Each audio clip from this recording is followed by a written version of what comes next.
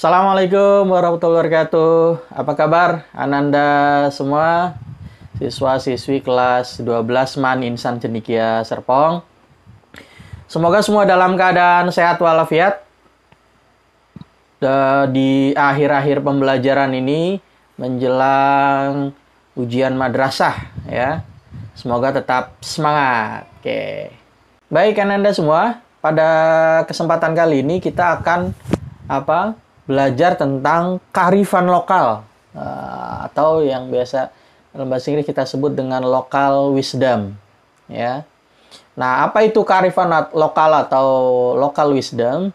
Kearifan lokal merupakan gagasan-gagasan lokal sekelompok masyarakat yang dijadikan dasar untuk mengambil kebijakan pada level lokal dalam berbagai kegiatan masyarakat. Jadi kearifan lokal ya berasal dari masyarakat setempat itu sendiri, gagasan, buah pikiran ya. Nah, dasarnya dari mana? Dari pengalaman mereka ya dan seterusnya. Nah, sederhananya gini, kita langsung ke contoh ya. Ini contoh kearifan lokal masyarakat Baduy. Aduh, tahun ini kita nggak ke Baduy ya. Ya, mudah-mudahan nanti lain waktu lah ya. Kalau kalian udah kuliah, bolehlah kita ke sana ya. Tinggal kontak-kontak WA saya aja. Baik, kita lanjut ya. Jadi, contoh kearifan lokal suku Baduy ya. Di sini ada amanat buyut ya. Buyut tuh ya berarti nenek moyang lah ya. Buyut menitipkan kepada puun ya. Puun itu ketua adat di Baduy ya, disebutnya puun. Ada lagi nanti jaro. Nah, jaro itu kepala desa atau lurah ya. Negara 33, sungai 65, pusat 25 negara, gunung. Nah, ini yang penting ya. Gunung tak boleh dihancurkan, lembah tak boleh dirusak ya. Larangan tak boleh dilanggar. Buyut tak boleh diubah, panjang tak boleh dipotong, pendek tak boleh disambung, yang bukan harus ditiadakan, yang jangan harus dinafikan, yang benar harus dibenarkan. Ini pepatah ini contoh dari kearifan lokal. Bagaimana masyarakat Baduy ya melestarikan alamnya, menjaga alamnya, tidak menghancurkan gunungnya. Di sana ada yang namanya hutan larangan. Di hutan larangan itu tidak boleh sembarangan orang masuk ke dalam hutan tersebut. Di Baduy juga dilarang menggunakan sampo, sabun saat mandi di sungai ya. Mereka kan mandinya di sungai. Jadi mereka sangat patuh terhadap larangan tersebut. Nah, itulah yang disebut kearifan lokal. Contoh lain apa yang biasa kita dengar, misalnya contoh kearifan lokal dari orang-orang tua kita dulu, kalau ada pohon besar ditebang, itu nanti biasanya ada setannya yang keluar dengan tayangan dan ganggu gitu ya. Nah, pernah dengar nggak ya kayak gitu ya? Wah, ini setan pohon asem nih yang ditebang kemarin. Maknanya secara ekologis sebenarnya setan dalam makna yang kabur ya. Setan itu apa sih? Artinya setan itu kan keburukan, unsur-unsur negatif. Ketika pohon ditebang apa? Ya otomatis yang biasanya produksi oksigen, yang biasanya bikin adem, itu hilang kan? Setan itu kan hawanya panas. Jadi ketika pohon itu ditebang ya, hawanya akan panas karena kekurangan oksigen, karena kekurangan penghalang dari matahari, sinar matahari langsung, seperti itu. Nah, itu maknanya itu juga contoh kearifan lokal ya. Bagaimana masyarakat dulu menjaga ekosistem ekologi, tidak sembarangan menebang. Kalaupun kita tidak bisa menanam, minimal jangan menebang ya. Nah, itu kan kearifan lokal dari masyarakat lokal, tapi ternyata sangat relevan dan masih hidup ya, masih sangat dipegang oleh masyarakat sekarang. Artinya bersesuaian dengan ilmu pengetahuan, dengan ekologis ya. Nah, proses terbentuknya kearifan lokal. Jadi bagaimana sih kok bisa tadi ya local wisdom, petuah-petuah itu bisa ada. Yang pertama adalah proses trial and error.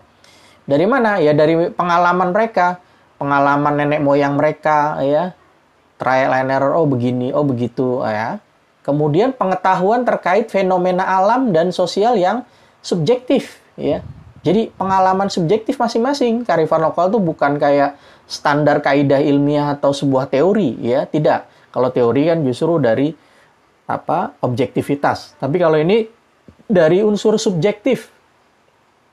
Ketika ada yang sakit, ya, biasanya masyarakat dulu ya dianggapnya diganggu karena roh jahat seperti itu, ya. Nah, kemudian pengobatannya juga tersendiri. Nah, itu namanya contoh dari pengetahuan subjektif, ya. Kemudian setelah dari proses itu apa? Diikuti oleh masyarakat karena mampu menjawab masalah, ya. Nah, tentang misalnya pertanian, bertani itu ada waktu-waktunya, ya. Masyarakat dulu hebat. Walaupun belum ada BMKG, unsur perakiraan cuaca, mereka mampu memperkirakan kapan masa tanam yang tepat. Ada kitabnya, ya. Ada primbonnya kalau di Jawa, kira-kira gitu. Dulu ada kayak, kakek-kakek dulu yang dipercaya, ya, sebagai, orang pinter, ya, nyebutnya orang pinter. Karena memang dia pinter membaca buku itu, ya, kapan ngelihat bintang, ya, melihat bintang kapan mulai musim hujan, kapan datangnya kemarau, kapan akan datangnya badai, puting beliung, itu bisa diperkirakan masyarakat dulu. Jadi masyarakat dulu menanam padi, ya, memulai pertanian, persawahan itu juga sudah canggih, ya. Dari mana? Dari pengalaman mereka. Trial and error, oh begini, oh begitu, ya. Kemudian setelah diikuti karena mampu, yaitu ya menjadi kearifan lokal.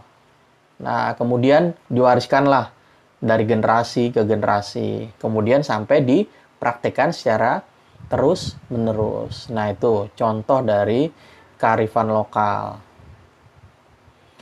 Unsur-unsur yang terkandung dalam kearifan lokal. Ya, jadi kearifan lokal ya tentunya yang pasti yang pertama tentang knowledge, ya, pengetahuan lokal. Local knowledge, ya, pengetahuan lokal. Nah, kan kalian bisa bedain ya. Ada ilmu pengetahuan, ada pengetahuan, ya. Kalau kearifan lokal ini baru tahapnya adalah pengetahuan, ya. Pengetahuan lokal. Tentang apa? Ya tadi, tentang kejadian-kejadian yang dialami oleh mereka langsung.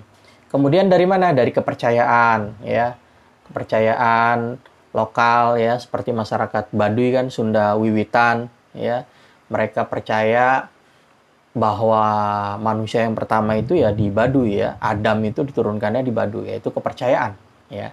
Kepercayaan lokal. Kemudian ada unsur nilai, nilai-nilai lokal, nilai-nilai adat. Kemudian apalagi ada hukum lokal, ya. Kayak di Baduy juga ada hukum yang orang yang luar, ya. Jadi yang tadinya di Baduy dalam, ya, Baduy dalam kan hanya sedikit. Baduy itu ada sekitar 53 dusun atau kampung. Nah, 3 dusun tuh dijadikan sebagai Baduy dalam. Mereka lebih kuat memegang adat dibandingkan Baduy luar. Nah, 3 dusun ini masyarakatnya kalau melanggar pada pelanggaran-pelanggaran tertentu itu bisa dipindahkan, dikeluarkan, suruh tinggal di Baduy luar. Begitupun sebaliknya, orang Baduy luar kalau melanggar lagi dia bisa dikeluarkan jadi masyarakat biasa. Banyak, ya. Banyak. Ada yang karena pelanggaran, ada yang biasanya yang paling umum adalah karena pernikahan, ya. Jadi orang Baduy luar menikah dengan masyarakat biasa di Banten, di daerah sana, Lebak sana, di Rangkas, itu banyak, ya. Nah, kemudian ya mereka kalau nikah dengan orang luar Baduy ya harus milih, ya. Apakah orang luar Baduy itu mau tinggal di Baduy atau orang Baduynya yang keluar. Ya umumnya keluar, ya, karena biasanya masyarakat yang dari luar agak sulit biasanya karena beradaptasi tanpa listrik, nggak boleh pakai alas kaki kalau dia di Baduy dalam, ya. Semua terbatas dan sangat sederhana, ya. Nggak bisa punya TV, ya, dan seterusnya. Jadi biasanya akhirnya karena pernikahan itu mereka keluar dari Baduy. Berikutnya yaitu fungsi dari kearifan lokal. Fungsinya apa? Sebagai konservasi dan pelestarian sumber daya alam. Nah, itu kearifan lokal diyakini mampu menjaga kelestarian alam, ya. Masyarakat tidak sembarangan ke hutan. Makanya kan kita sering dengar bahwa hutan ini ada raksasa, di hutan tersebut ada penunggunya, ya. Itu bagian dari kearifan lokal. Agar apa? Agar masyarakat jangan sering-sering ke hutan kalau memang tidak ada keperluan. Karena kenapa? Ketika mereka ke hutan, umumnya manusia akan cenderung merusak alam, ya, baik yang sederhana maupun yang sampai kerusakan yang besar. Yang sederhana apa? Ya minimal dia nebang-nebang untuk jalan jalurnya, itu kan juga sebenarnya udah merusak ekosistem juga, ya, walaupun ringan, ya. Yang besar apa? Yang besar dia akan tergoda ngelihat, wah pohon besar, wah enak nih bisa dibikin buat bangunan rumah, nambah tiang-tiang di rumah atau segala macam. Nah itu makanya kearifan lokal dari dulu di masyarakat ditakut-takuti, ya, agar tidak ke hutan, ya. Ya itu bagian dari kearifan lokal. Nah, dan itu sangat efektif dulu. Kalau zaman sekarang orang udah nggak takut lagi, ya. Kadang sampai ada bercandaan juga, ya. Ya tentu memang kearifan lokal kan tadi dari knowledge, ya, subjektivitas, ya mitos lah, ya. Kalau kita ke hutan akan begini-begini, kalau kita kencing sembarangan akan gentayang dirasukin, akan diganggu gitu, ya. Sampai akhirnya dikritisi sama orang-orang meme modern gini, ya. Ini setan-setan di hutan ini nggak pilih kasih. Kalau orang cuma kencing sembarangan diganggu, tapi orang yang nebang hutan dengan traktor, dengan senso besar-besaran, selamat mereka. Nggak ada yang kesurupan, nggak ada yang diganggu, ya.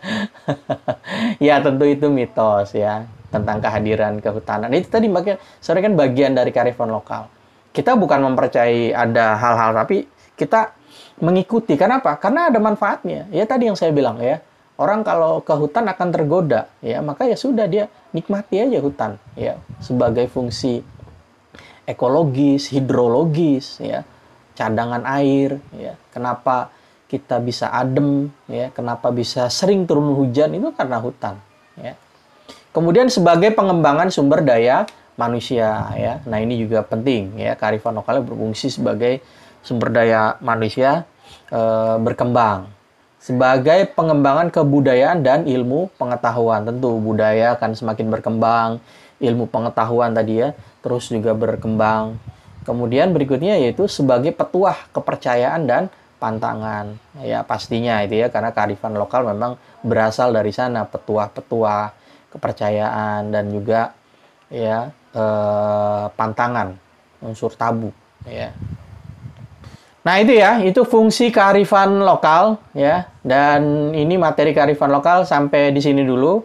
Nanti ditonton di part kedua, bagian tentang pemberdayaan komunitas lokal. Masih ada kaitan dengan kearifan lokal. Ini satu kesatuan sebenarnya, tapi saya bagi dua biar tidak terlalu banyak dan tidak terlalu jenuh nontonnya, ya. Terima kasih, sampai ketemu di video pemberdayaan komunitas lokal selanjutnya. Assalamualaikum warahmatullahi wabarakatuh.